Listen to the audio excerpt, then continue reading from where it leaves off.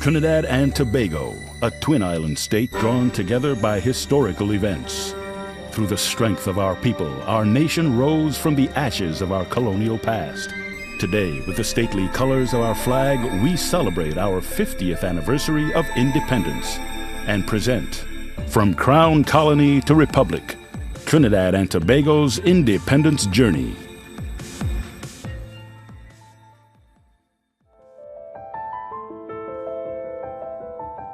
A noble red, white and black flag slid gracefully up the lofty white pole in the floodlit forecourt of the Red House, Port of Spain. A thunder of feverish applause from thousands of citizens, and a nation was born. Swept by a surging spirit of nationalism, crowds and families had come in leagues, by cars, trains, by sea and by air, for the symbolic ceremony. That is how the Trinidad Guardian described the scene as the national flag of Trinidad and Tobago was hoisted for the first time on the 31st of August 1962. Independence was greeted with great hope and expectation for the new nation. Throughout the country, citizens expressed their pride and jubilation. In contrast, the attainment of Republican status in 1976 received little attention from the public, the occasion being marked mainly by the swearing-in ceremony of Sir Ellis Clarke, Trinidad and Tobago's first president. What could have caused this drastic change in public sentiment in the 14 years between independence and republicanism? To understand why republicanism was welcomed in a somewhat lukewarm manner, it is necessary to examine the social and political climate that surrounded both occasions. Though the transition to independence in 1962 was not equally supported by all groups in society, the majority of the population endorsed the idea. The general mood reflected citizens' aspirations mixed with apprehension. Dr. Rudranath Kapildeo, who led the opposition Democratic Labour Party, called for inclusion of the East Indian community, one of the country's major ethnic groups, in all aspects of the development of the new nation. Against the backdrop of social and ethnic tensions, the process of consultation on the Independence Constitution drafted by then Attorney General Sir Ellis Clarke commenced.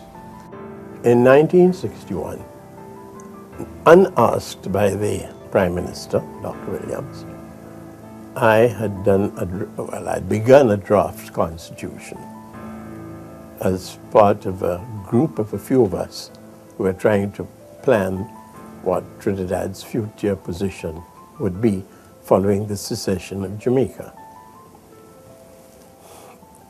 The Prime Minister heard in February that I was doing this and demanded it as of the end of January.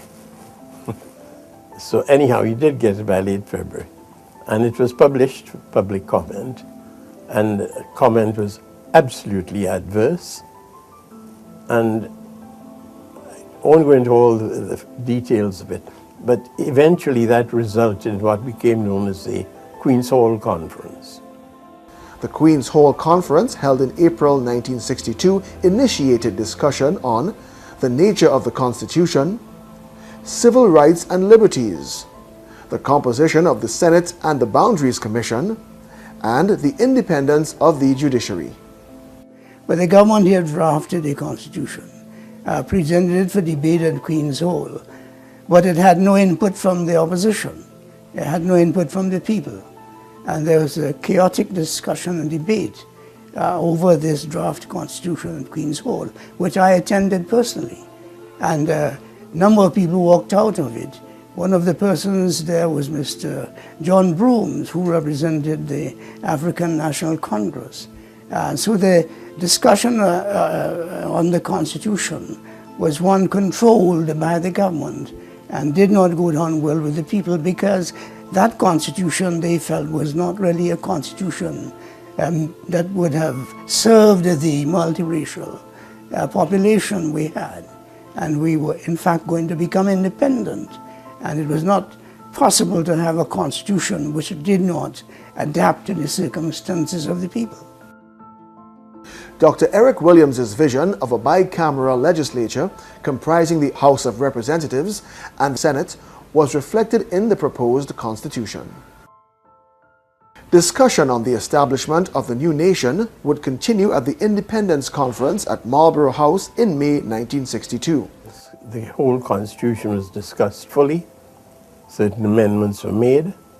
And then a draft constitution was introduced into Parliament. And then it was taken to the Colonial Office, because we had to do that in those days, for them to approve it. So that was the Marlborough House Conference. It was attended by the Secretary of State for the Colonies and all his advisors, and the government of the day, Eric Williams and his ministers, and the leader of the opposition, Rudranath Kapildeo, and all his supporters. And I was there as constitutional advisor to the cabinet. Following intense debate among representatives of the ruling People's National Movement and the opposition, Democratic Labour Party and independent senators, agreement was finally reached. You had the two political parties, the PNM and the DLP, and both parties were very keen on independence. However, there are differences of opinion.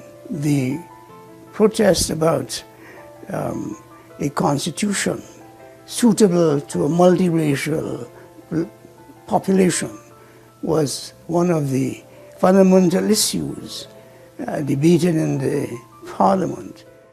Trinidad and Tobago would become a constitutional monarchy with its own two-chambered parliament consisting of the fully elected House of Representatives and the Senate, comprising nominated members.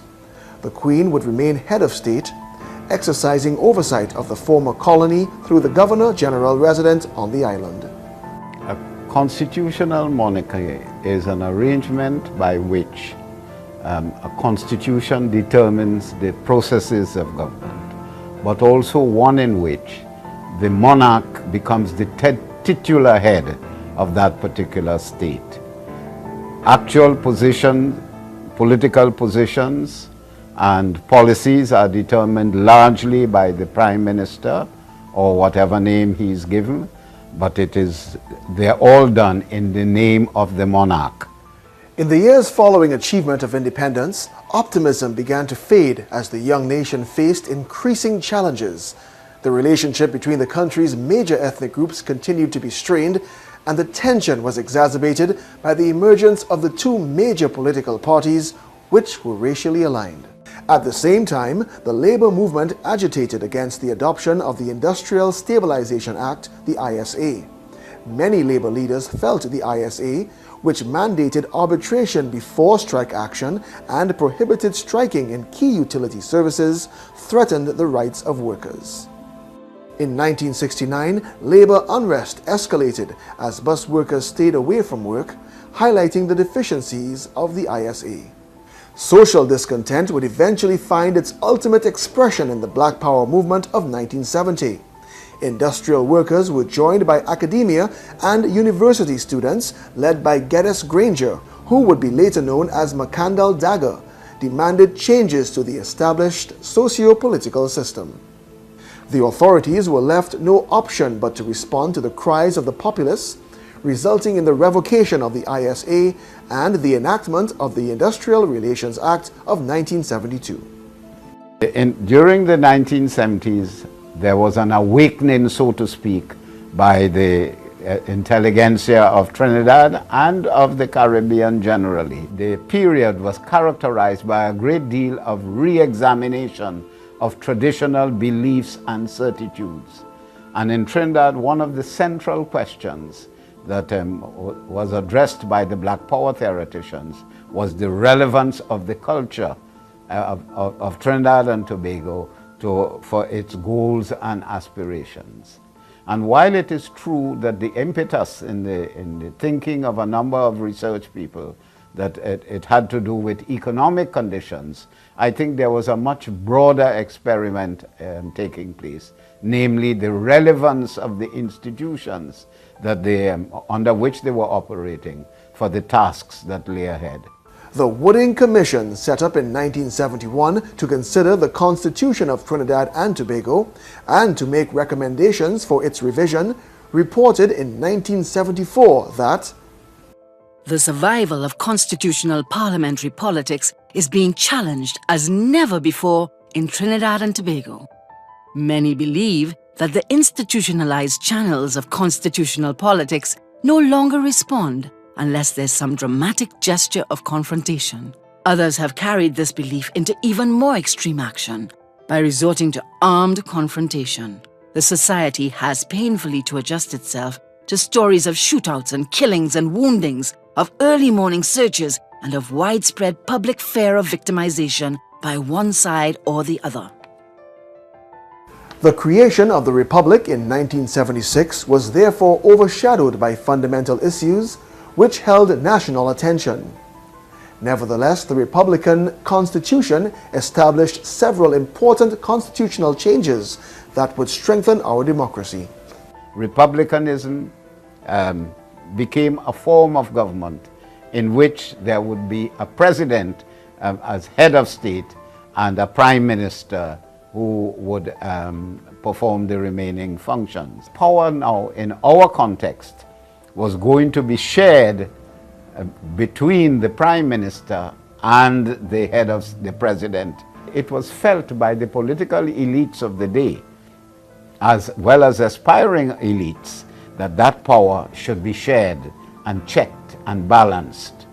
The role of the president then and the office of the president was really to act as a check and a balance on what was believed to be the excessive power of the prime minister. A number of powers over critical areas were removed from the prime minister and vested in the president.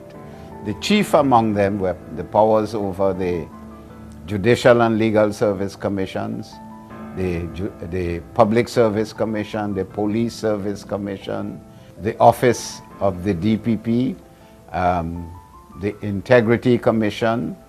Today, 36 years after becoming a republic, the report of the Wooding Commission finds echoes in the current climate, and calls continue to be made for constitutional reform. In any transition, that new problems will emerge over a period of time. Looking back at the experience of republicanism over the years, I believe that some issues have been some concerns have been raised in relation to the nature of consultation. For instance, where a prime minister dies suddenly in office. The second has to do with some ambiguity as regards the deployment of the armed forces. Is fuzzy on who has the ultimate responsibility of deploying the armed forces. Whether republicanism was viewed as a natural progression from independence, or whether its impact was not fully embraced or understood by all citizens, it is to the credit of the people that our nation has survived through the political storms of the past. The need for education and consultation in respect of the political system in this country is in great need. There is a demand for it, and we have actually been in default of doing it over the period since we became independent. That schools should be exposed to certain areas of our Constitution, and so that our voters, when they become adults, would understand what they're voting for. The interactions of people with the politics of the country take place not only at election time or general elections, but they do so during local government elections. They take place also at the village council level, and through the mouths of political activists, the views of people are expressed, and they are taken into account by politicians if they are to stay in office for very long. As we reflect on 50 years of independence and 36 years of republicanism, we must rededicate ourselves to the common cause of nation building. The future of this great republic lies firmly in our hands.